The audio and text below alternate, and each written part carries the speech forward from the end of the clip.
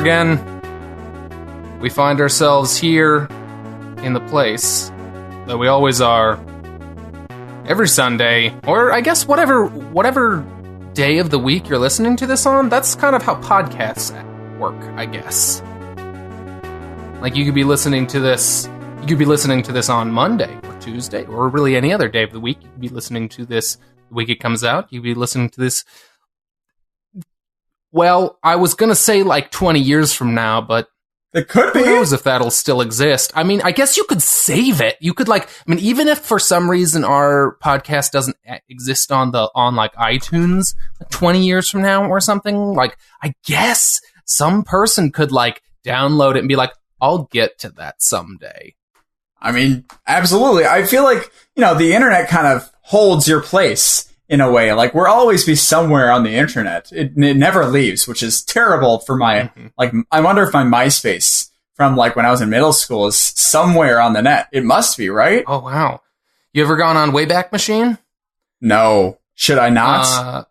Oh, boy. I don't exactly remember how it works. I did that. I went on there a long time ago. This is Comics Covered, by the way. Yes, we talk about comics.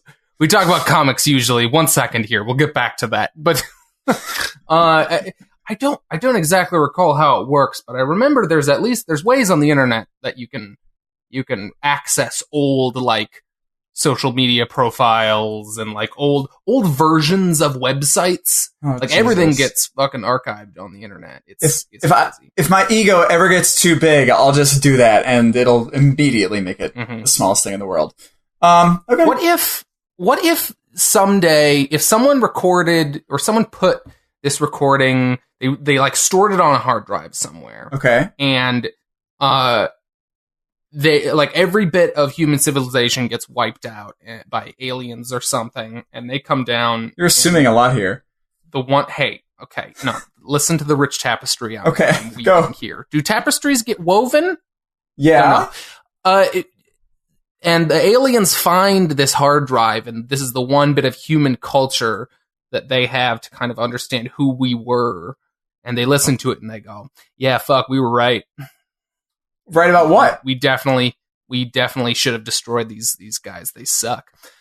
This is the show for Comics Covered. I'm sorry, that's assuming they understand our language. I feel like if anything, it could be something like we wouldn't be able to comprehend their language. Like their language could be like "gar."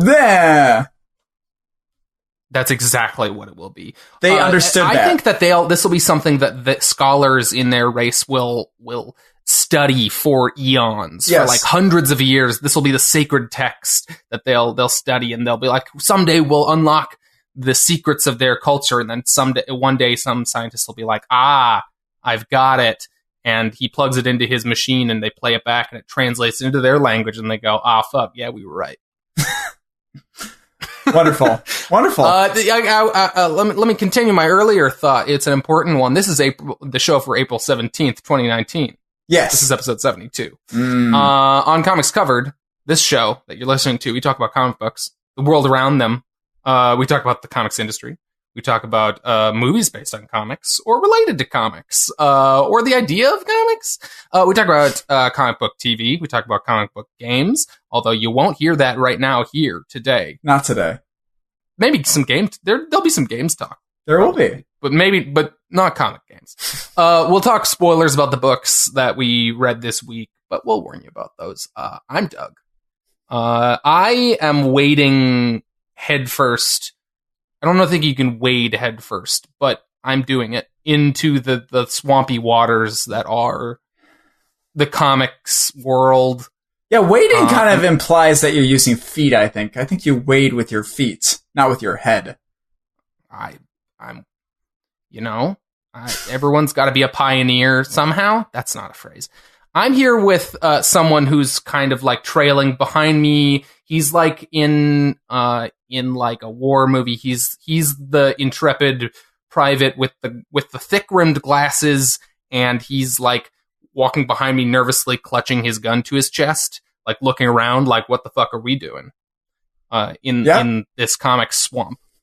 That's me. Wow, that's a perfect description of me, actually. I'm actually glad you used that imagery because you are our resident comics veteran. Is what you originally have been. Did I say your name? Your name is Jack, by the way. I wasn't going to say it, honestly, because I'm above names at this point. But my name... your whole name out there this week. I want to say, I've suggested, and even though as many times as I've made the social security number joke on this show, yes, I have asked Jack a few times, I feel like, if we should start using our full names on the show. You asked me once. Okay, come on. And you told me no, and you went out there this like a week or two ago, and you put you did like some writing on a comic book website, and you put your whole damn name out there. You son of a bitch. Sorry, I'm not sorry. Actually, no, you're right. You did ask me multiple times, and I didn't. But I felt like you can't just put your first name on like an article that you write. You know what I mean? Well, this is the article that we write with our mouths every week. Mostly. Not this last week. The tapestry we weave. Yes, the rich tapestry. By the way, you can read that article on mycomicuniverse.com. Wonderful stuff. Mm-hmm. My first journalistic endeavor. Actually, this is kind of journalism in a way, isn't it? It's criticism, yeah. Or is this art? I don't know. There's crossover. It's a crossover episode. Okay. Yeah. No, but I am more, I am the man clutching the gun to my chest, walking through the swamp that is comics. Someday we will find Alec Holland there, but not soon. Oh no. Wow. I know. It's sad. Yeah, we'll come back to the swamp thing. Oh yeah. But, I could use that as a fantastic segue, but I want to talk about this other stuff first. Yes. How was your week? My week was fun. It wasn't. I'm super tired. But we were, my girlfriend Samantha, who's been on here for a little bit, had a little bit we were in the hospital for a little bit, which was not fun. But we're out of the hospital and we're back and I'm tired. And I probably should have gone to the hospital and gotten them checked. So what? Sorry, that was nonsensical. So this week I fell for the first time. For the first time in a long time. Sorry. Should have. You fell down? Yeah, I fell down. Because what?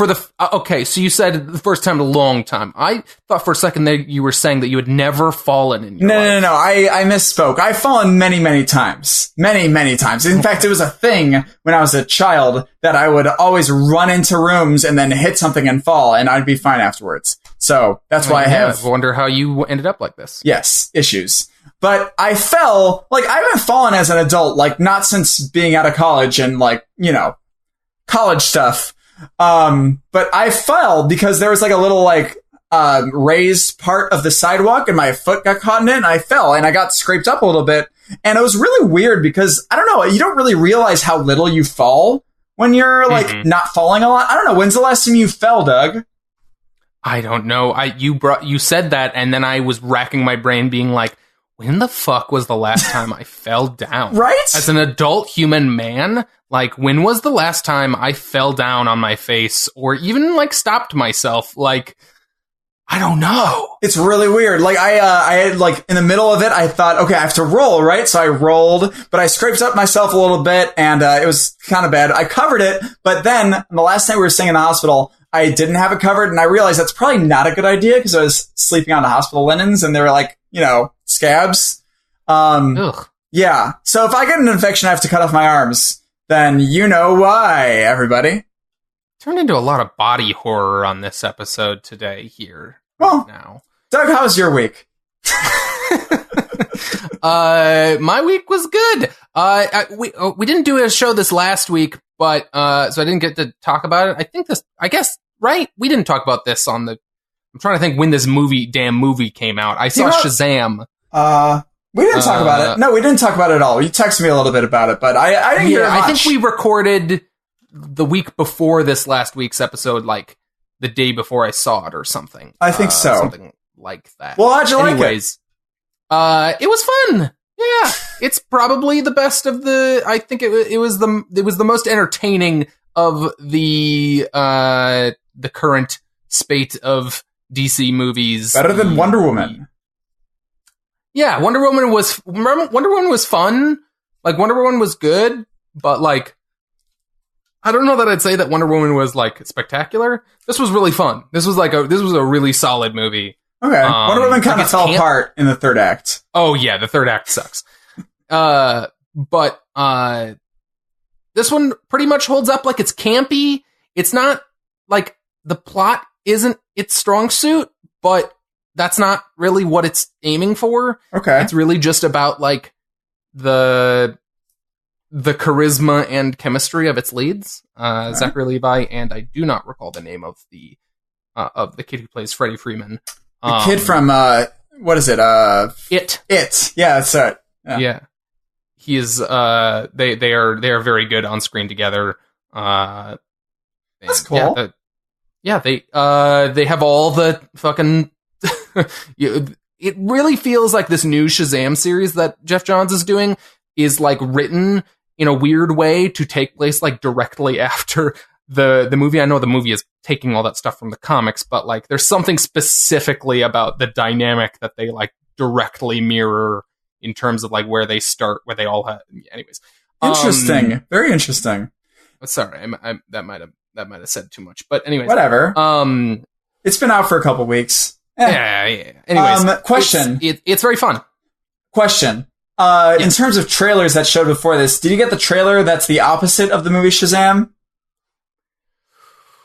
What was? Where the woman turns into a little girl? Yeah. What is that called? Little? It's called Little. What is it called? Little. I don't think it was before Shazam, but I have seen it. Oh, okay. I was thinking that'd be perfect marketing. It's like, back and forth right there. You sparked the memory in my brain, and I thought I had seen it before Shazam, but no, I think I saw that before Us. Oh, I did too. Anyways. I saw it before that. That's right. Okay. Okay, cool. I'm gonna see Shazam at some point. I don't know when. I mean, next week is Avengers Endgame, so that's gonna be. You should just throw that ticket out. Go see Shazam. I guess so. I could see it next Tuesday. Wait, what'd you say? Throw that ticket out? No, you bastard. Why would I do that? You said, I guess so, and I was like, what the fuck is wrong with you? I didn't really register what you said. I'm all over the place right now. I don't know if this is evident from how we're interacting, but we're recording this in a very interesting time right now on a Friday evening as opposed to Saturday morning when we usually do it. So, if we're different right now, that's why. I feel like we're a little more slap happy than usual. Slap happy. I feel like, in a weird way, even though this is after a work day, I feel like I have more energy on this show right now than I usually do. I can understand that. I feel like whenever I hear the word slap happy, I just think of someone who's masturbating too much. That's fap happy. But am I wrong? Like, because he's like slapping it too? Like, you know what I mean? Have you ever heard, you know the current trend of people referring to things that they like as, they'll describe it as, it slaps? What? You are so out of, like, the public discourse. Okay, you know what? You never hear about the new slang or anything. I refuse, because you just asked me if I had done that. So you at least must have thought that there would be a chance that I didn't hear about it, right? Well, yeah, because you never hear that shit, so I always have to ask. Well, where would I hear it? Where would I hear this? If you have friends? Wow. Anyways, people, they go like, oh yeah, that usually, I think it's generally a music thing, but I hear people referring to other stuff all the time. They're just like, oh yeah, that slaps. Is that the new lit? I feel like most people, what? Is that the new lit? Kinda. I feel like stupid. Like lit, it's like, but maybe even more so than lit, it's 90% people saying it ironically because it's fucking stupid. I mean, it is, yeah. But also, it's very this is me participating in that part. It's dumb, and I think it's funny. Oh my god! So you use it unironically, don't you? I don't think I've ever actually said it. Well, you just said it. But I think it's funny. I said it now in describing it. Well, yeah. Just saying. Doug, so you saw Shazam. Were you just camped out of the theater and just like sleeping there all week? Is that what you did? Yeah, that's all I did. Wow. I've also been playing a bunch of. I got into. Oh, it's so exclusive.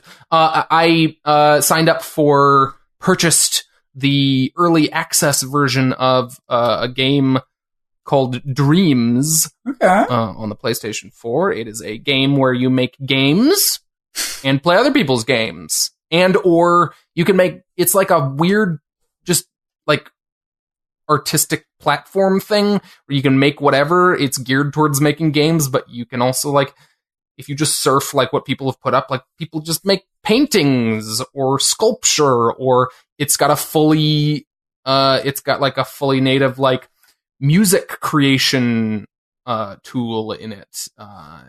So like you can make all kinds of stuff. You can take other people's stuff and remix it in your stuff. It's a really cool thing. I've been going through the tutorials to make game stuff the last few nights, and it's pretty cool. I haven't really made anything yet, but I'm learning. Oh, okay, that's awesome. If I put anything cool out there, absolutely, you should. Dreamiverse, because you could make it into a comics thing if you don't make it an actual comics game. Like you could make an off-brand like Moon Knight game. Sure, yeah, I could. Okay. Do a lot of things. You could do so many things. You could make your own, like, okay, I was going to say something dirty. I won't say something dirty. We're not X-rated. We have language, but not dirty language. We don't talk about the sex. Well, you just did. So you ruined it. Okay, you broke the seal on that one. I broke the seal. Wow. I'm sorry. Wow. Doug, no, you're hosting. I'm sorry. I keep trying to take the reins from you. Fucking taking my glory from me. You want to talk about some news? Yes, I do. Let's talk news. We got a few stories here. I got one thing, since we didn't do a show last week, that just, like, I know a bunch of this stuff was rumored already, but it just felt big to me that they actually got announced and that they're real, because I didn't believe that half of these were real things. I mean, who would? They sounded fucking insane that they could get the real people for these. But Disney announced a bunch of shows for their upcoming streaming platform, Disney Plus, and there had been a bunch of rumored MCU canon connected, whatever you want to call it, shows about, like, there was a rumored one about Hawkeye, and there was a rumored one about Scarlet Witch and the Vision, and a rumored one about Loki. And all of those got officially announced, plus a show about Falcon and Winter Soldier. I don't know if that was rumored or not, but I never heard of one. At least sounds great. I feel like they can play off each other in such great ways. Oh, definitely. They're like weird dynamic where they hate each other that they set up in, what's that, Civil War? I think so. I think that was Civil War. It was very funny. I would love to see more. I like both those actors. So those are three shows. So the Vision and Scarlet Witch show is called WandaVision. Wait, that's actually what it's called? WandaVision. It's capital W, Wanda, no space, capital V, Vision. That's the title of the show. Then it will be filmed in WandaVision. Yeah. Like, what? It's nothing. You just stuck their names together. And I don't get it. That's hysterical. Oh my god. I'm super down for the show. Like, it's just a silly name. It's a bad name. Oh gosh. Sure. But yeah, I'm super excited. I'm really put off by, sorry, this is totally missing the point of this news story, but I'm really put off by the name of their streaming service. Disney Plus what? Disney Plus shows? Disney Plus internet? Disney Plus? I don't like things that end with plus, because I feel like it's a natural, like, you need to have something else. Yeah, it's plus something.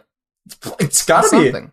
Whatever. It's plus all these crazy shows. Aren't they having, did they say that they're doing animated shows yet? I thought they said they were going to do a lot of those too. They are. They announced a bunch of animated shows on Hulu a little while, recently. Yeah. But also, they are also doing an animated What If show. Oh yeah, that's what I was thinking about. On Disney Plus. They reveal, like, what the first, or at least one of them is going to be, which is, like, what if Peggy Carter became Captain America instead of Steve Rogers, is the first one, or one of them, again. See, I still think they should. So they're doing normal what ifs. See, I still think they should do my idea, which was like they do live action, and they do what if Sean Connery was Doctor Strange? Like, that would be so good. Wouldn't that be the best? I would. Oh my god, It'd be the best thing ever. I just think if they could actually get like the live action talent to do that, that would be fucking awesome. I can't imagine they would be able. Oh, never. Get, like those real people to do that, but that is my ideal version of this. This thing is as like just a comedy series. Just get like what if weird actor, like very idiosyncratic actor. What if Jim Carrey was Loki or something? You know, like what if William Shatner was Odin? I would do that in a second. Okay. But yeah, I'm excited. Yeah. These shows should be great. I mean, who knows? But I'm excited. I'll watch the shit out of them. Anyways, it happened last week, so we got to stop talking about it. Okay, sorry. The most exciting thing for us, personally, in terms of comic book news, although there were a lot of solicitations came out recently for July. And a bunch of new series announced. But most exciting to us was get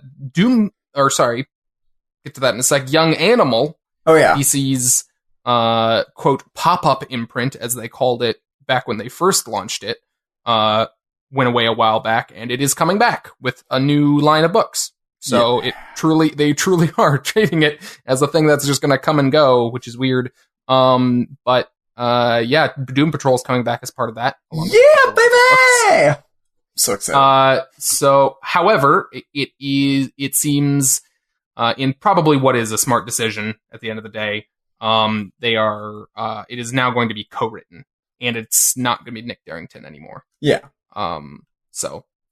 It's written by Gerard Way and Jeremy Lambert, who I know nothing about. Okay. James Harvey, who I know nothing about. And then we get a bunch of really cool all-star bunch of artists, including Doc Shaner, Nick Pitara, Becky Cloonan. I think all fantastic fits for them. Oh, yeah.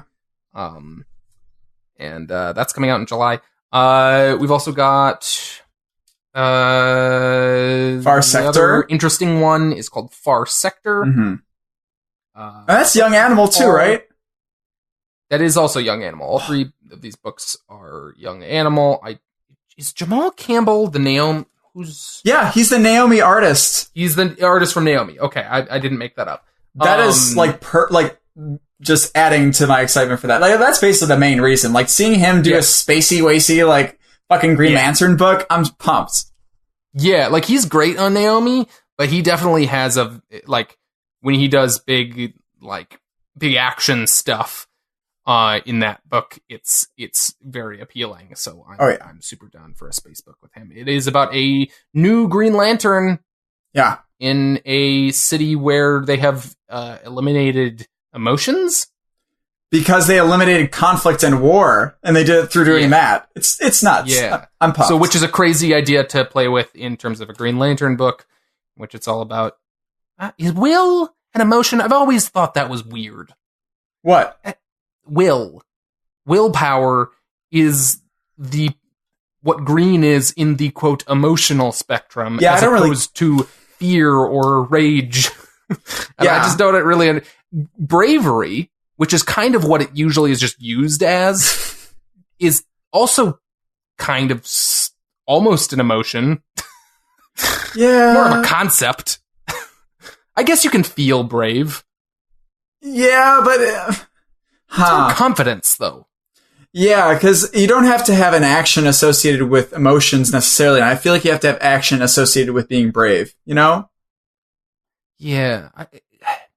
Saying you feel brave, you could say that. It works. Anyways. But you feel brave because you're doing something you think is brave.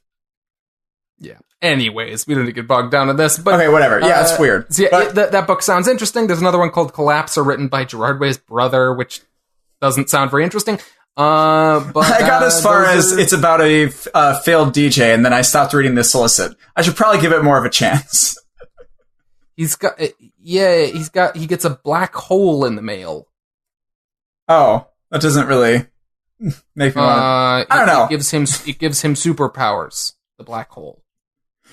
Hey, we just got a picture of one, so maybe it's a. Oh, that's right. Perfectly timed. Perfectly timed. Except this is in July. Black hole. Wow. It's amazing. But also in July, we have like the Jonathan Hickman's fucking X-Men shit coming out. Both of them. Oh, it's gonna be crazy. Also, we both just read Marvels at the right time because they're releasing a Marvels epilogue. Oh, is that new? Yeah. I didn't realize that. A fucking new, like, 60-page, fully painted by Alex Ross, written by the same guy. Yeah. Kurt Busiek? Yeah. I didn't know that. I thought, because they have been doing, like, annotated. Like, reprints. Yeah. I just assumed this was... I guess, yeah, there wasn't an epilogue. No. Was there? They said this is going to go into, like, the all-new mutants or something like that. So going on that thread that they build in that book. So, yeah. I'm fucking pumped for that. What? Oh, wait. No. You're talking about, like, all new, all different X-Men? Yes, that. Okay. There's a book called All New X-Men that I think Bendis did, where basically the past X-Men, the original team of X-Men, is transported into the present day, and that is from like the 2010s-ish. That sounds bonkers. There's some of them still around. Wow. It's crazy. Yeah, a lot of other cool stuff coming out. I'm super excited, and yeah, it's gonna be great. Great stuff. Yeah. So that's exciting. Yeah, there's a lot of cool stuff coming out in July. We got finally our first good look. Or first real look at Swamp Thing from the upcoming DC Universe show. So it's a live-action version of the DC character Swamp Thing. And that's really all the trailer is. Yeah. But I was just excited because I was a little worried about how he was gonna look. Yeah. And I think that was kind of the entire purpose of this video. It was just like, say, hey, look, he looks dope. Absolutely. He looks like Swamp Thing. Exactly as I would want him to look. So, yeah. I have nothing to complain about. Yeah, like directly out of the books. Absolutely. He's got that weird nose thing. What? He's got that weird nose thing going on. I don't know what that means. What's the nose thing? He's got that weird, like, nose that, like, then stretches down around his mouth. Oh, yeah. Yes, I do know. You know what I mean. You've read a Swamp Thing book. I know. I knows now. It's like a very odd facial feature that he has that just makes him look weird and inhuman. But anyways, yeah, he's looks practically done, not CGI. At least he looks that way, which is good. So yeah, I'm pumped. Should be great. Yeah. So that's that.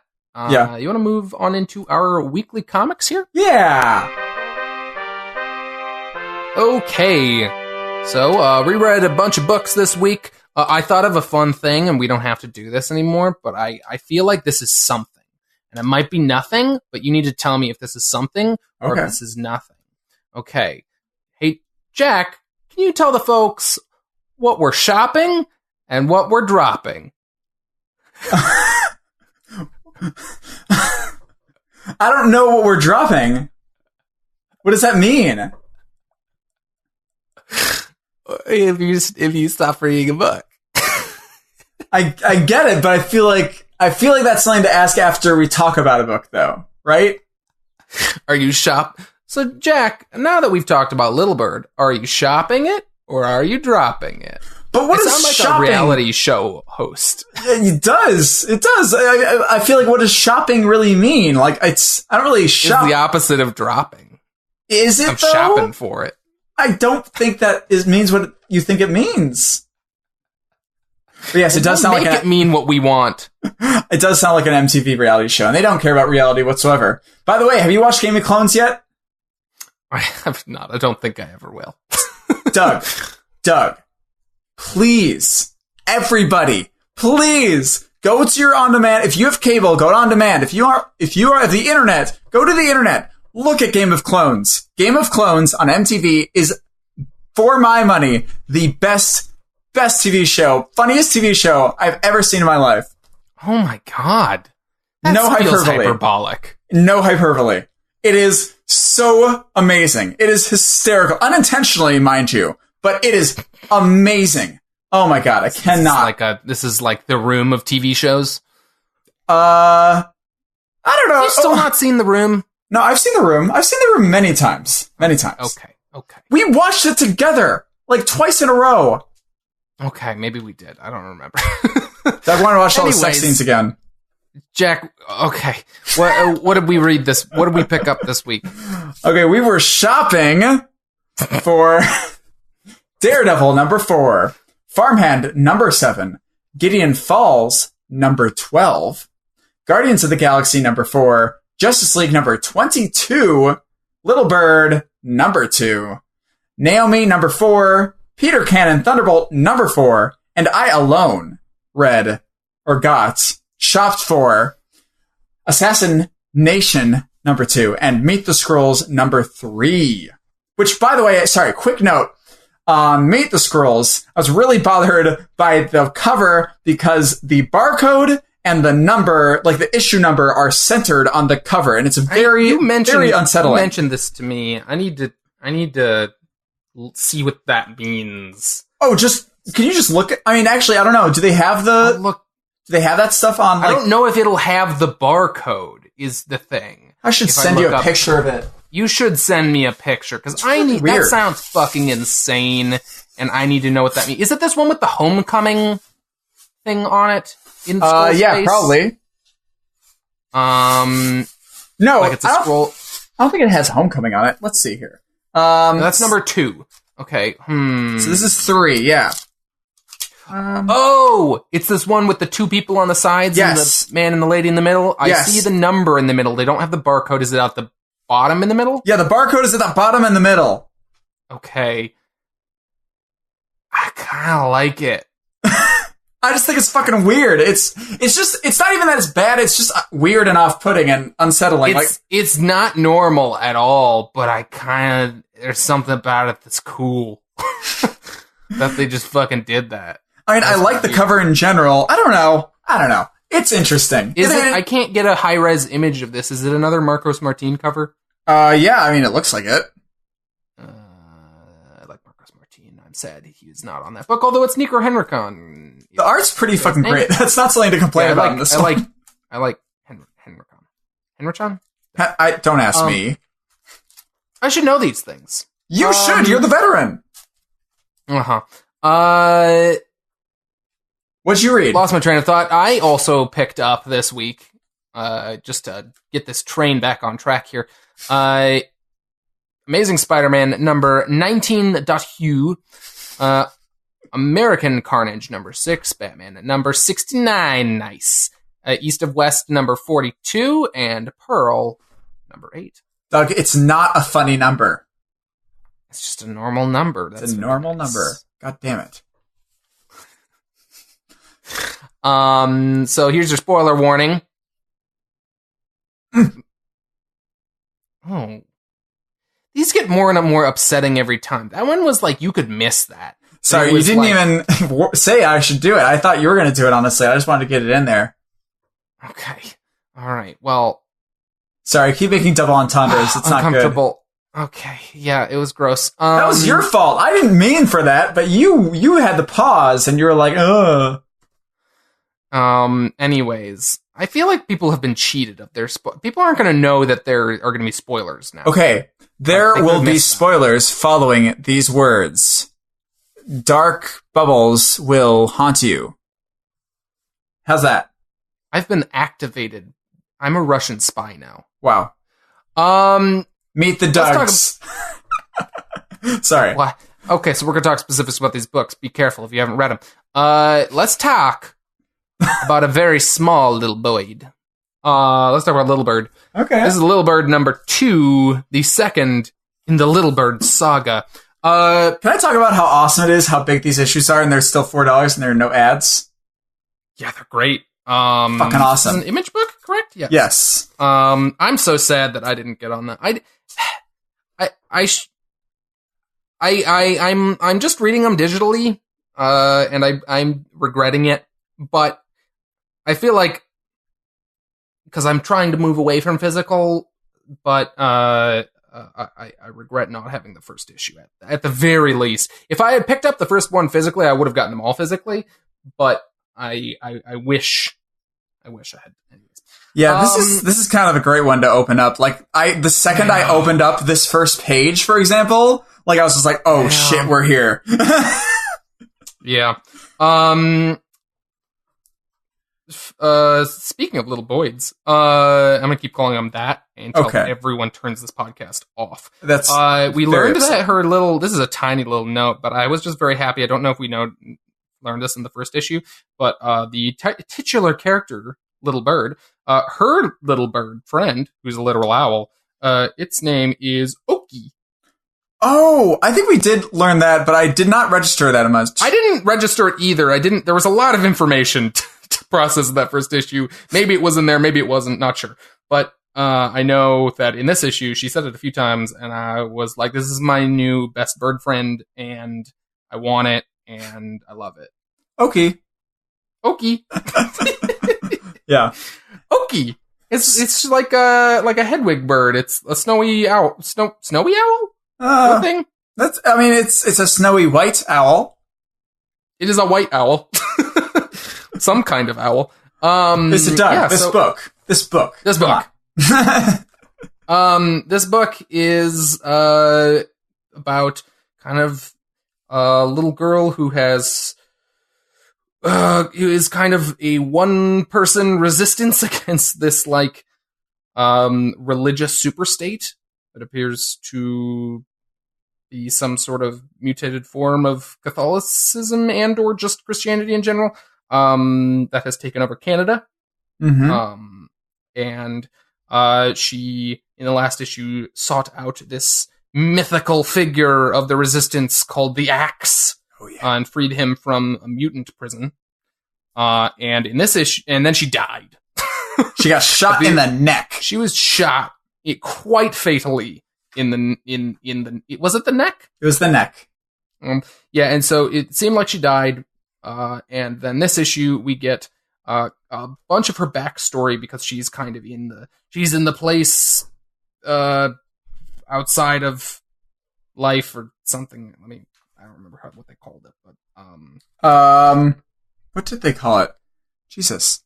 Mountain sitting.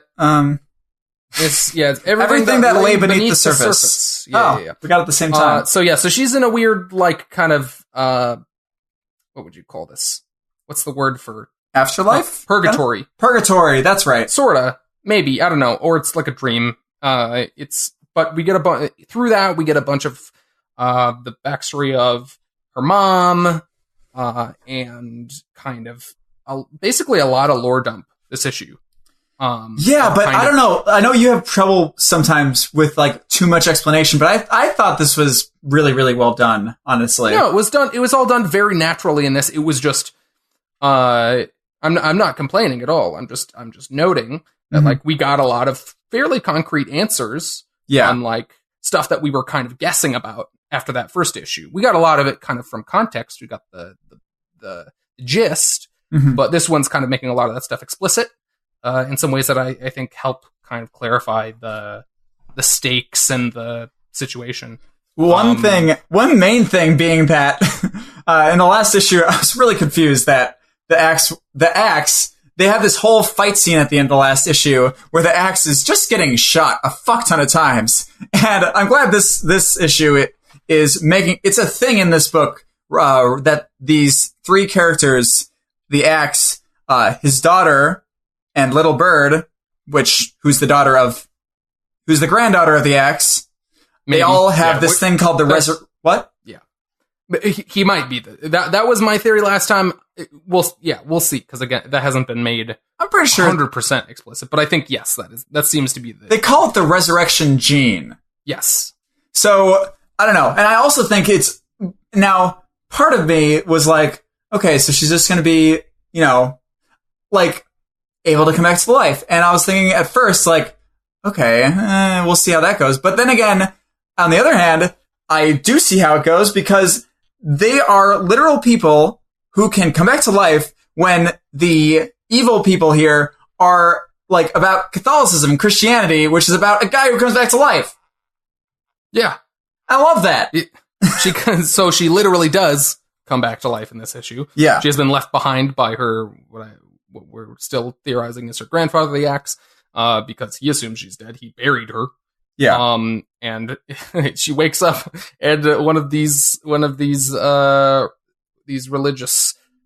soldiers of the state yells, "She has risen!" It's very good. By the way, do you think they timed this because it's Easter this weekend?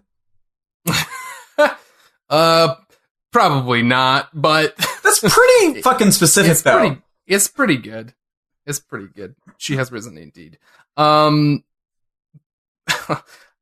Anyways, so she gets saved from a predicament, including involving some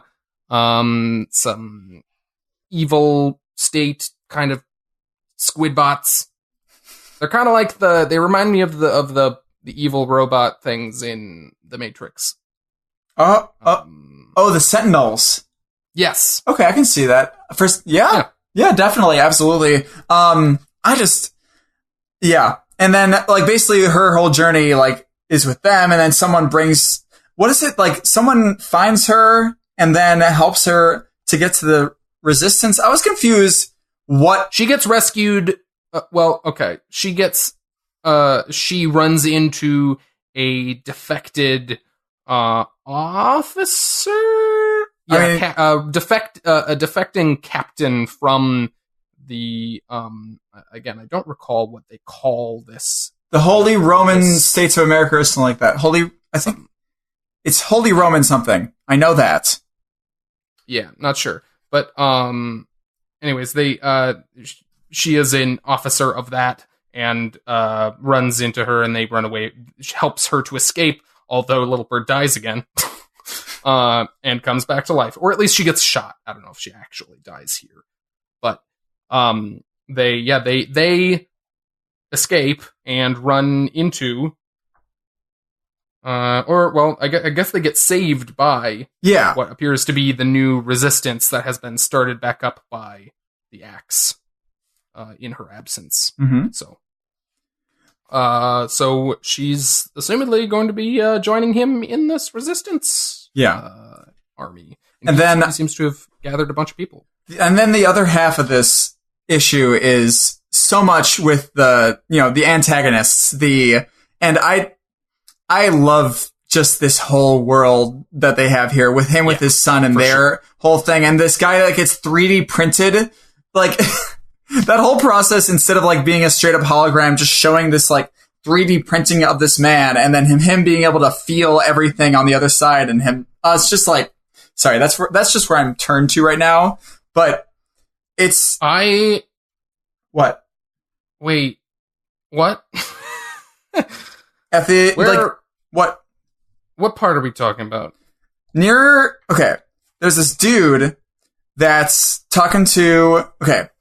This dude that runs the prison near the end, this after the Axe saves them, right after the Axe saves Little Bird, we go into a scene where we're at the Alberta Badlands, the Northern Guard, and the dude is like being scanned, and it says scanning, printing, complete. I don't have that.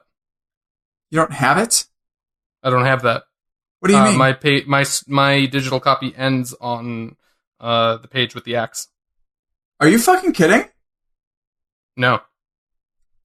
There's like a bit after that. How much more? I'll count the pages. 1, 2, 3, 4, 5. They're not a next time on of some sort? No. It just goes right into it. It's a scene with this dude talking to the guy, and what the fuck? The main guy, and then it's another scene with back with Little Bird and the Axe walking to the actual. Yeah. Whoa. Okay, I'm gonna have to make some complaints. Oh shit. 'Cause that's fucked up. I don't got that. What? Okay. That's really messed up. Well, there's a PSA for everybody trying to get digital copies. Did your first issue get cut off? Not as far as I know. The last bit was just she had been shot and he was sitting at the fire, right?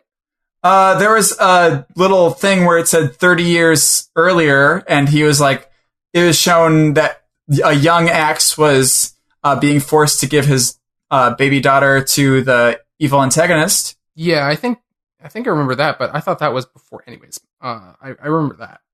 I don't think I was missing anything in that first issue. Okay. This is crazy. How many pages? I mean, I guess you can't count. I have a page counter here, but... Well, no, it's 5 pages. I just counted. No, I just mean, like, how many pages total do you have? Oh, I don't know about that. I have no idea no. That's fucked up. Yeah, I'm gonna inquire about why exactly the digital version is... You should just try and get missing both. What apparently is a like multiple scenes. Yeah. Okay. Well, don't tell me what those are, because I want to acquire them somehow. They're great.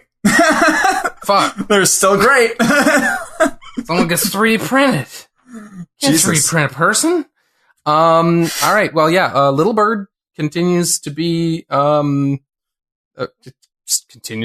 strong. Yeah, I'm such a fan. I love the use of resurrection in this. I think it's going to be really, really great going into it. And I'm so excited for this setup. It feels like this huge thing that I don't feel like it's being rushed, and I don't feel like it's, going, I mean, it's definitely not going too slow, but I don't feel like it's getting rushed, but it still feels like this monumentous story that's going to come together into this huge thing. I don't know.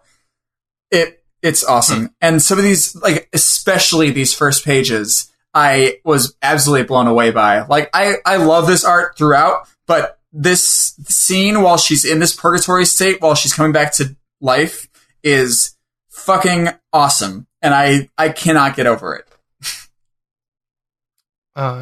It's still really well done. Are you still shaken up by missing a few pages? I'm sorry. I'm fucking upset. I'm so sorry. I'm so upset. I need to move on. Okay, we can move on. It's okay. It's very distracting to me right now. Little Bird is fucking awesome. Everybody read it, and don't read it digitally. I hope that's not some sort of purposeful thing, because you can't just cut out story. I don't know. I mean, anyways. I have no idea. I can't tell you. Anyways, let's talk about our other book that we wanted to talk about specifically this week. Let's talk about another number 2. This is Spider-Man Life Story number 2, The 70s. So each of these issues, starting with number 1 in the 60s, is following Spider-Man as if he became Spider-Man in the 60s, and then we follow him in real time as the issues progress, jumping a decade with each issue. So you start that first issue, and it's pretty much Spider-Man as you know him, with some small changes made to kind of, I don't know, fit the period retrospectively. Yeah, and then I feel like the last panel is sort of the reveal that shit's gonna go weird. Yeah. So this issue is kind of continuing off of the kind of canonical decisions that they made in the last issue. Yeah. We've jumped forward into the 70s. What year is it now? 74. 77. Oh, 77. Sorry. 77. And Peter Parker is working with Reed Richards and Otto Octavius. I'm sorry, before we get there, can we talk about this first scene and how great it turns this cliche of Spider-Man at the grave of Uncle Ben on its head? Yeah. He feels guilty over the death of Flash Thompson. Like, yeah. I just loved reading it, because it's like, oh, okay, it's Uncle Ben, it's Uncle Ben, it's Uncle Ben. And then this page turn is just, oh, shit. Because in the last issue, there's this whole thing about Flash Thompson going to Vietnam, and Peter Parker being a dick to him first, but then they kind of talk it out, and they are friends. Whatever. Yeah. I just love that. I wanted to get that out there. But yeah, go ahead, Doug. Yeah. And yeah, so he feels guilty over Flash's death. It's the anniversary. And yeah, so we jump forward. Norman Osborn is in jail, and he's kind of coercing Harry into being his replacement as the Goblin.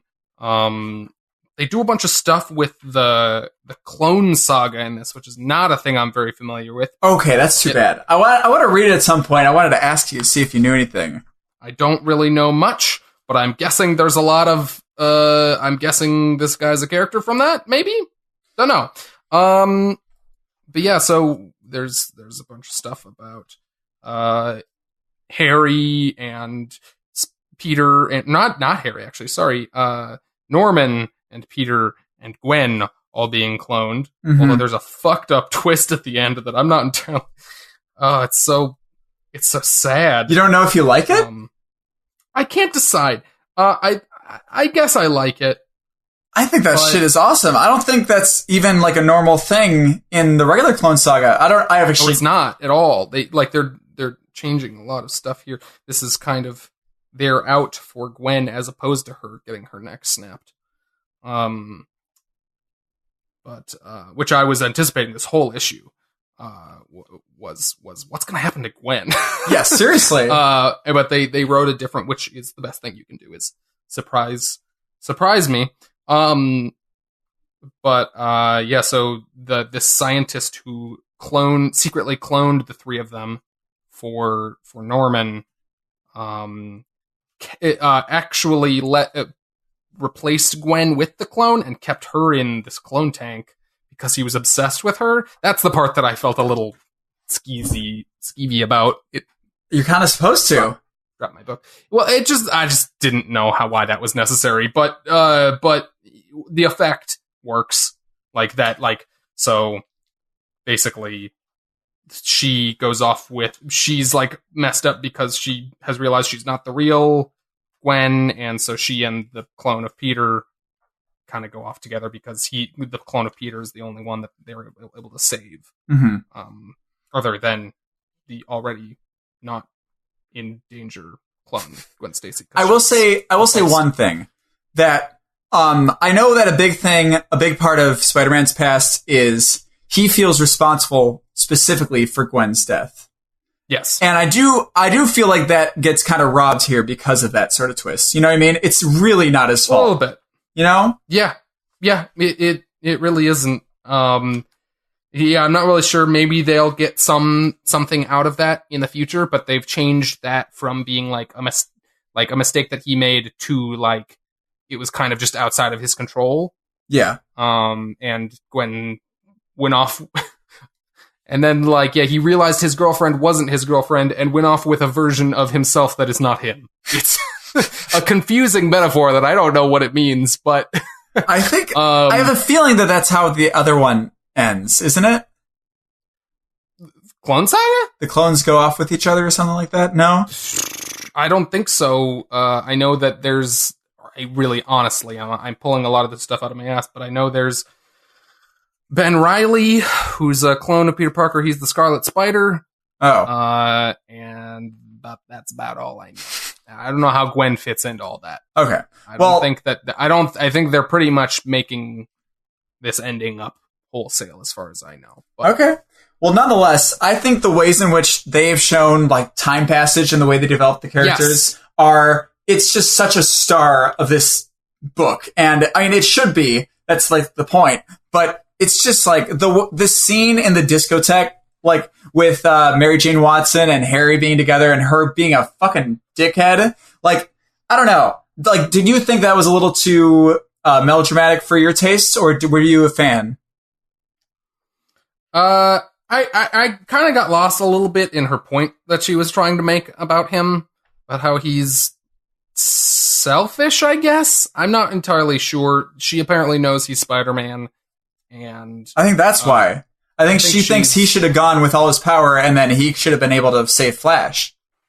Yeah, I guess. She's bitter at him because he's been keeping all his power from them and yet still acting morally superior, I guess is the thing. Yeah. Yeah, I guess that's it.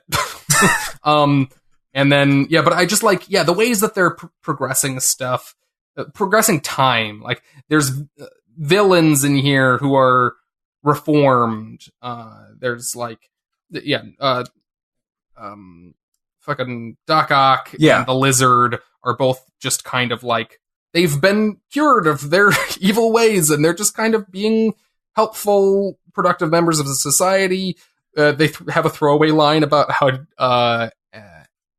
Dr. Octopus is in a relationship with May. Yeah, I mean, it's not even that they're just reformed. They're reformed, and they have specific, effects on the main characters because they're reformed. Like, but that's what's kind of so cool about this is that they're making these canonical decisions and they're sticking to them in a way that normal comics don't. They always revert back to that status quo. Yeah. But because it's making these big time jumps and not undoing any of their decisions, and they're making these kind of like naturalistic kind of evolutions of the previous things every time, it starts off as the normal Spider-Man thing in that first issue, but we're rapidly moving kind of away from that. Yeah. In some ways that are really exciting. It's let's talk about Reed Richards really a little bit.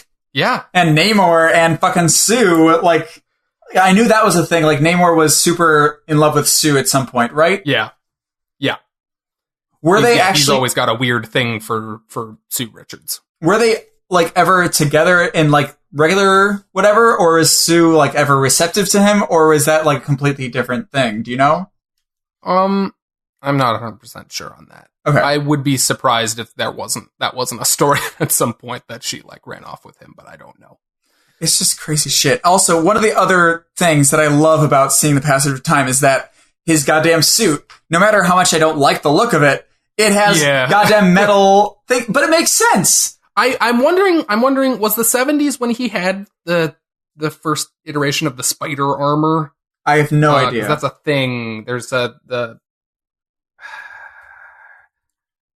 possibly? I could look it up. We should do all this research. Armor is a kind of infamously bad looking silver armored costume. Well, that's kind of funny. And I want to find out. I mean, it would fit from the 70s. Because it reminds me a lot of Into the Spider-Verse, because we have an older Spider-Man there, and he's talking about how, you want some advice? Put some baby powder or something in your jock, and it like it thinks about all these things that you wouldn't think of as a young Spider-Man, but now you got to. It is from 93. Woof. So no, not that time. So everybody else got pouches and Spider-Man got armor? Oh yeah. It's fucking ridiculous. Have you ever seen this shit? It looks like his costume is made of like packing bubbles, like bubble wrap. What? But it's like silver. I mean, maybe is that like they took all the like squares of the webbing around him and made them like bulbous and silver. What? It's crazy looking. That's so weird. But yeah, apparently not from this period, but maybe that's what he's had armored costumes other than that from time to time. It makes sense. Like if we're treating this as if time has passed, of course you'd put fucking armor on your costume. He's 30. Like they just don't do that because it doesn't look as good. Is the real reason. Yeah. In comics, but it makes sense if we're like trying to build a logical progression of time here. Yeah. And then I think this is super unique, this book. Absolutely. And I love that it's coming from Chip Zdarsky, who is just this breakout writer of the year. Like he's just doing such great work. Yeah. And where we leave Spider-Man here is really interesting to me, like how we're going to come back. Like he's fucked up and he's going to be 40 in the next one. Yeah. I'm super curious. Yeah. What is it going to look like when we get to an old Peter Parker? Yeah. Is he not going to age like other people because he has superpowers? I don't know. Maybe. And so the next one is called Our Secret Wars. So I wonder if that like that, because that's an older event too, right? Like Jonathan Hickman wrote a newer one called Secret Wars, but there's an older one too. Yes. Okay. Yeah. This will probably be. I mean, I don't know. Maybe it'll grab stuff from both, but I'm assuming it'll be inspired by the original Secret Wars event. Okay. And you saw the cover of the next one, right? What? The cover of the next one on the last... Yeah, where he's in the black suit in the coffin. So that's the that's the symbiote one? Yeah, so maybe they'll... Yeah, I'm assuming they'll... Well, at least they'll introduce the black suit. I don't know if they'll deal with Venom or not, but But yeah, it looks like they're introducing the black suit at least. Which, yeah, 80s. Yeah, this book just continues to impress. I love this art still. Mark Bagley. Have you read anything with him? I feel like he did some Fantastic Four stuff at some point that I read.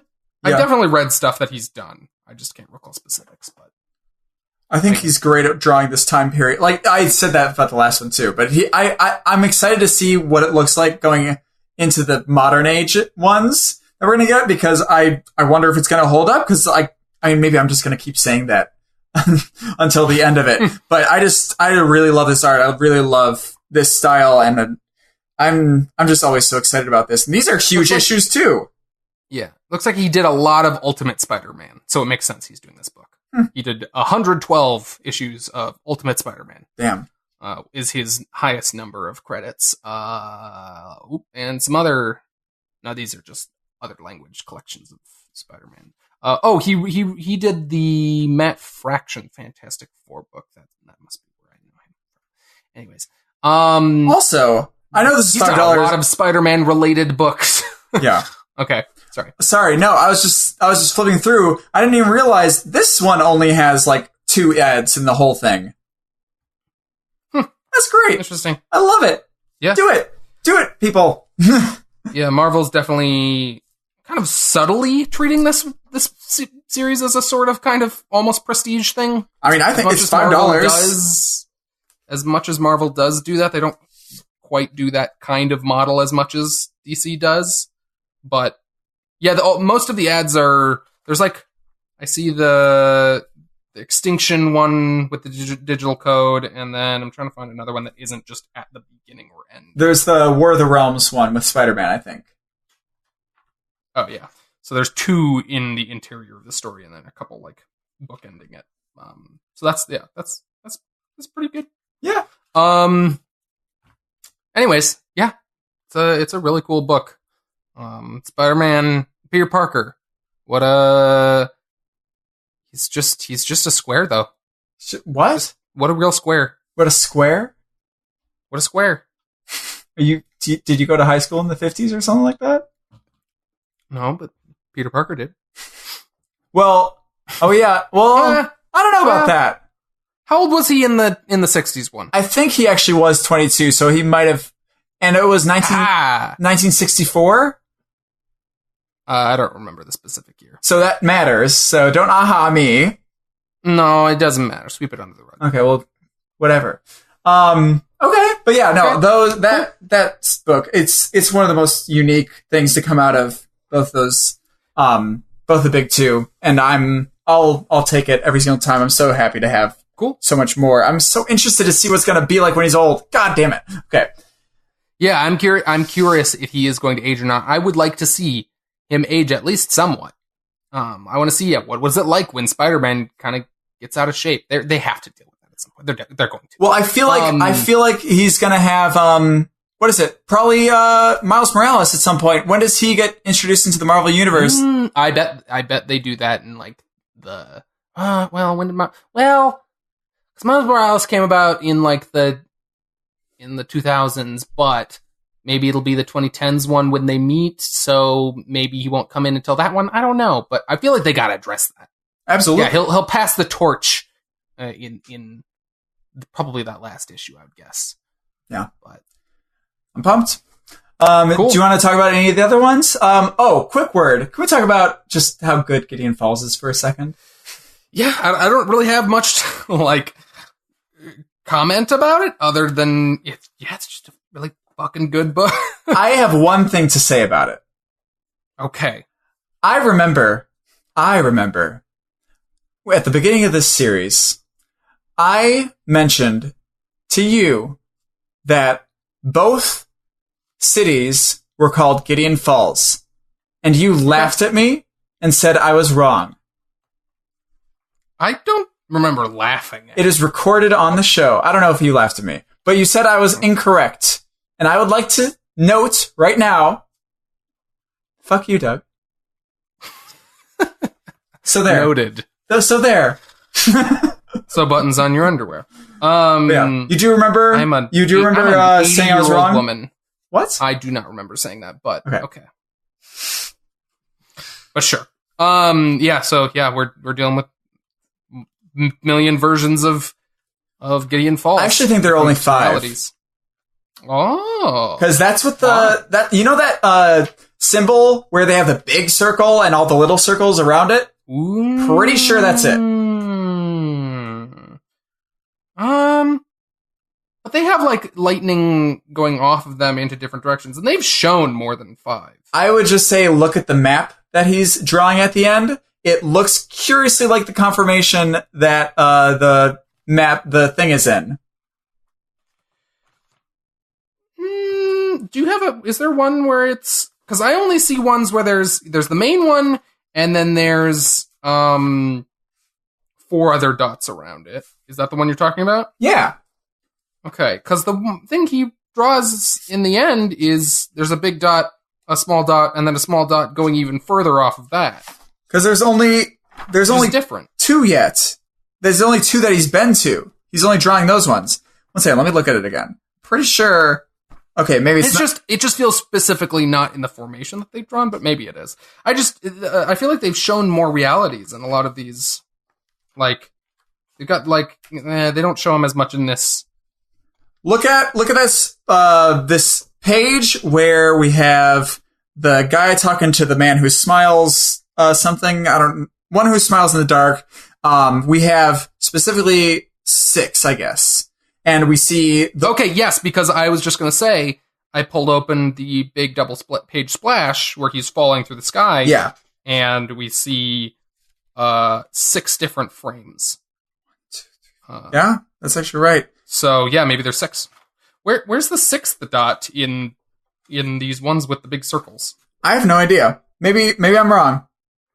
I'm not sure, but there's something to what you're talking about. But it's never more dots. It's always the big one in the center, and then the ones around it. I remember even on a cover, it was exactly that. Interesting. Yeah, I'm just this. I keep forgetting that it's just going to keep going, this series. Like, I don't know how, honestly, but it just keeps being awesome. And it keeps doing more cool stuff with everything. And it's just, I can't really say. I feel bad that we can't say more about it. You know what I mean? Yeah, you keep thinking like, oh, I've kind of got this figured out. And they keep just revealing more. Yeah. In some cool ways. So, it's still great. The art's still incredible. I stand by this issue, or this series has some of the best layouts in modern comics. Yeah, absolutely. So, yeah. Anything else you want to comment on real quick before we move on? Here? I don't think so. Peter Cannon Thunderbolt is still great. More and more so, I'm learning that it really is just having not even subtle, Watchmen references every single issue. So this one... Oh, it's constant. It's constant. Oh, by the way, sorry. We didn't talk about the last issue, and we need to for a second. The last issue of Peter Cannon Thunderbolt, there is a scene where they recreate the first scene of Watchmen. Kinda, yeah. They do. He says the exact same words, and it's the same panels, except with different, Yeah. It's so cool. Yeah. I, started reading it, I was like, I didn't get it at first. Yeah. Then at the end, I was like, wait a minute. So I went back. Yeah, I like that. I like that stuff. There's a lot of it, and it also seems to be poking fun at it in a lot of ways. And I think a lot of that stuff is cool, but also it's clearly saying something about that stuff, and I can't quite wrap my head around what the commentary is supposed to be. I don't think they're just referencing Watchmen stuff just to reference Watchmen stuff. There's very clearly, I think, some sort of pushback against Watchmen kind of happening in this series, and or kind of dance around what that book did to comics. Remember this guy? There's a guy named Eddie in this issue who's a comic writer. He says that the 90s were terrible or something, and I'm pretty sure that's part of it. It was basically that the 80s created this boom with everyone thinking that comics were going to be the new mature form of literature, and then that market kind of fell through. was basically what he was saying, which is, yes, directly commenting on kind of the mature prestige comic book of your Watchmen, your Dark Knight Returns, your that kind of that boom that happened in the late 80s. But yeah, I can't always entirely understand exactly what it's trying to say about the different parts of Watchmen, but I am still fascinated by it, and I want to figure it out. So maybe I think will help guide me to exactly what it's trying to say. I think probably so. I trust Kieran Gillen as a writer to build this kind of stuff. Like I'm such a fan. I really love the changing art styles in this one as well. Like the drawing in that sort of style in this one, the black and white. Like it's just so cool. Yeah. But that's about it.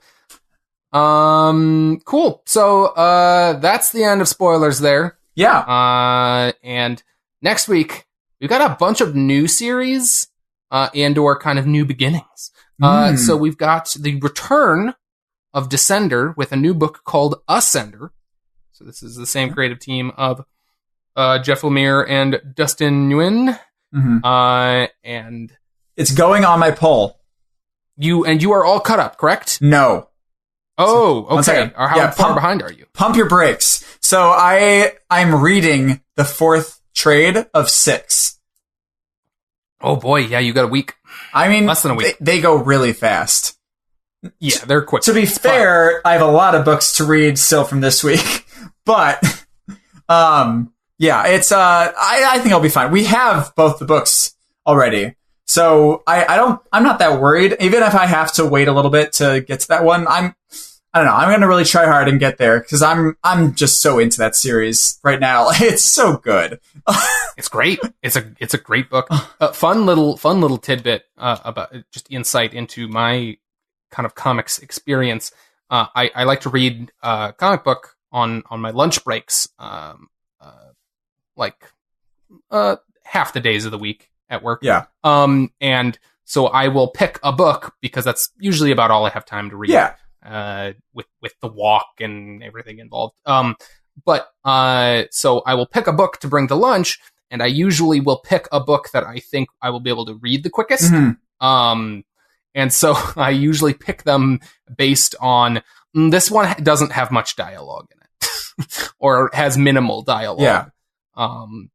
Compared to these other ones. And so Descender has been a perennial favorite of my lunch breaks because it is beautiful, and it also generally is not as talky as a lot of the other Jeff Lemire books in general are usually pretty good. Well, I was going to ask, because I would guess also that Saga would have been one that was an easy one to read, right?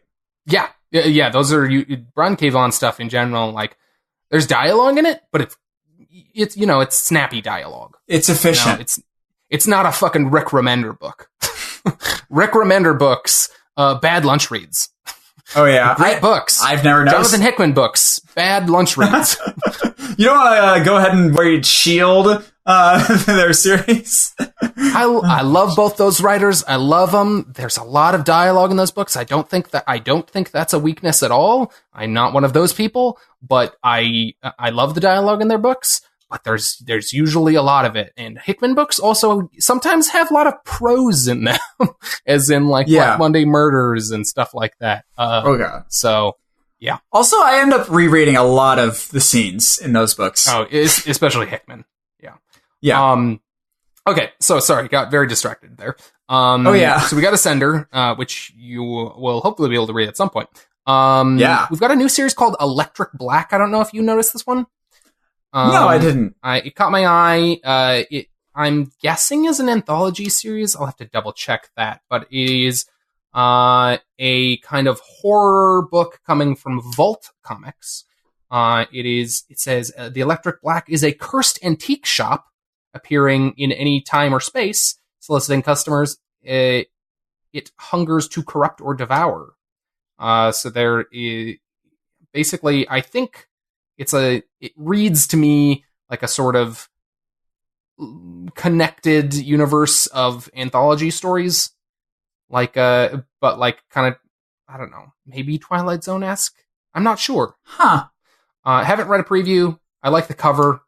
It's very striking, and I like horror anthology stuff. Not sure how anthology this will be. That's maybe me reading into it, but it looks cool. Interesting.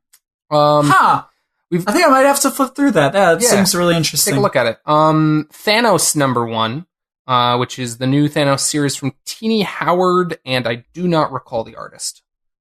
But not sure. I've no artist as Death of the Inhumans. Ariel Olivetti. Yeah. You are correct. So that sounds really cool. It's about Gamora growing up. Yeah, Gamora being a child of Thanos, which sounds fucked up.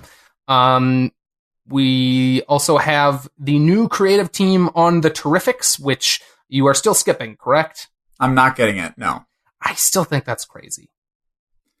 Go ahead, you can tell me if it's great. There are too many new books, I'm not going to do it. Okay, alright.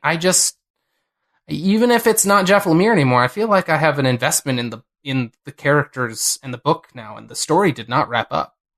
Their story of how they get together and how they feel like comfortable with each other wrapped up. Yeah. And I feel like I'm fine with that. Okay. I'll let you know if it's worth picking up, but you will. Yes. I'm not necessarily like super optimistic, but it's a hard act to follow, but I want more of that team. So I know. Because I know you also want to be able to read a Fantastic Four book, and this is basically that. Pretty much. We've also got just some highlights in terms of the other books coming out that week. We've got Heroes in Crisis #8, which supposedly, according to pretty much all the buzz I hear on it, including specifically from Tom King, and I don't recall if Mitch Gerrits is the artist on this one, but he is. He is. That it is basically answering every question you have about. They should. There's only one after this. Is it only 9? Okay, yeah. Not 8 is the place to do that. Then, yeah. That it is going to clear up the mystery, which I am very anxious to learn the answers to that. So I'm excited for that one. And then Action Comics 1010. 1010. 1010 means something in binary. No idea what. So yeah, that's the books for this next week. I'm pumped. Cool. Should be great. I am. Oh, sorry. I hit the wrong button.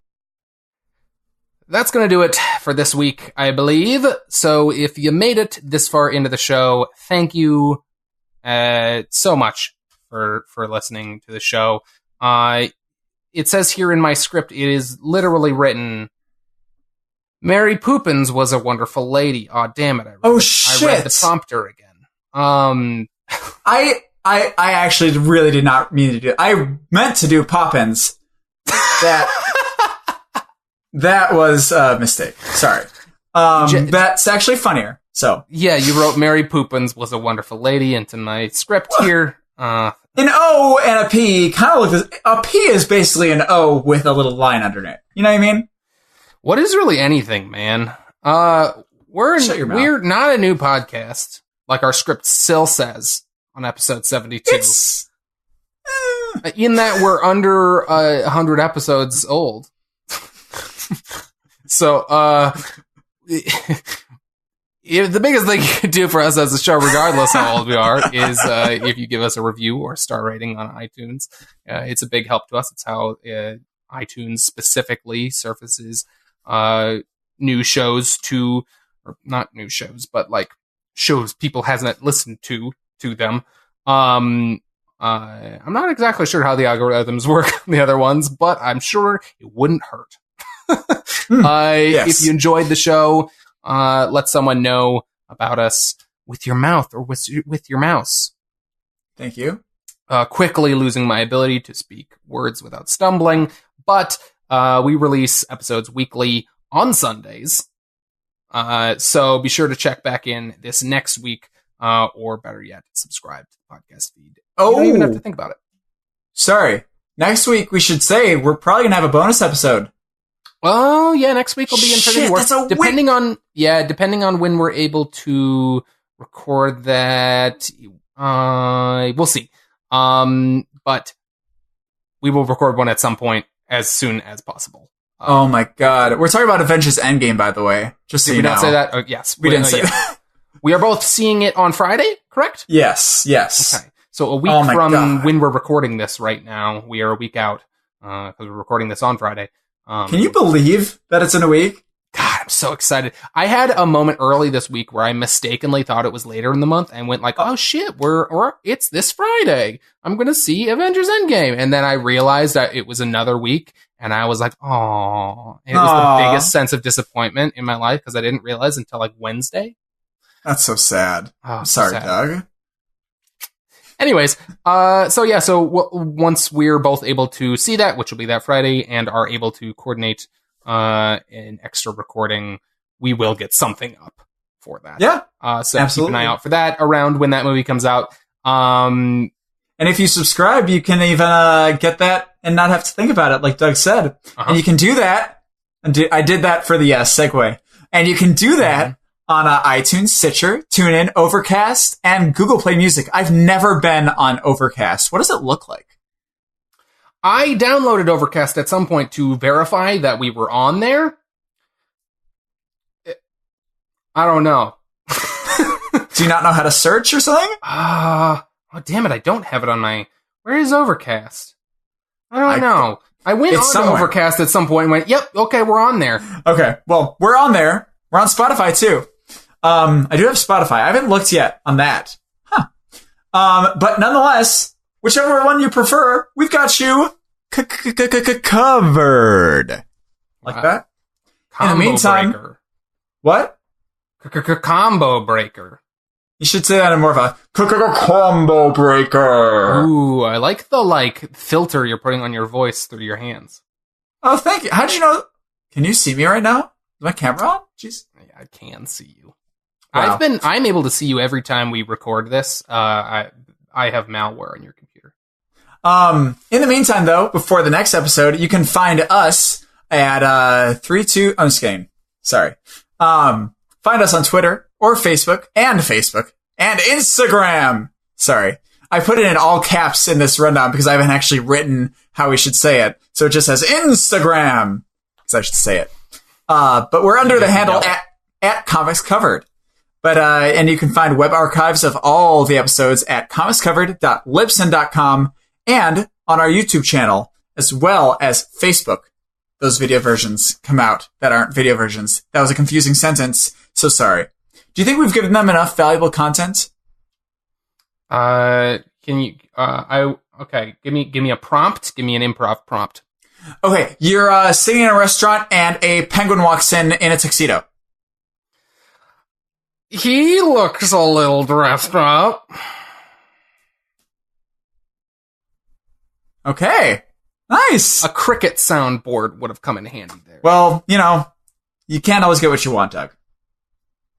Nonetheless, if you want to get a hold of us with a question or feedback, send us a message. Oh, wait, I'm sorry. And I thought I was overdressed.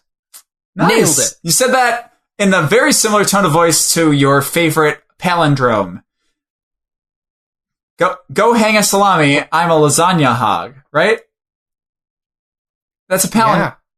Yeah. Is that the tone of voice I say that in? I'm a salami. Or, go hang a salami. I'm a lasagna hog. I kept forgetting it. I'm sorry. Get it fucking right. Go hang a salami. I'm a lasagna hog. It's not that hard. I forgot. My favorite palindrome is race car, so it's a little less involved. That's not very exciting. Well, go fuck yourself. Nonetheless, sorry. We're getting heated today. If you want to get a hold of us with a question or feedback, not with your hands, send us a message on Facebook or Twitter or at our email, comicscovered@gmail.com. Thank you again for listening. My name is... It's Jack. God damn it, I couldn't think of something. Okay. I'm a restaurant penguin. Oh, restaurant penguin. I like that. That's good. And this has been Comics Covered. Cheerio.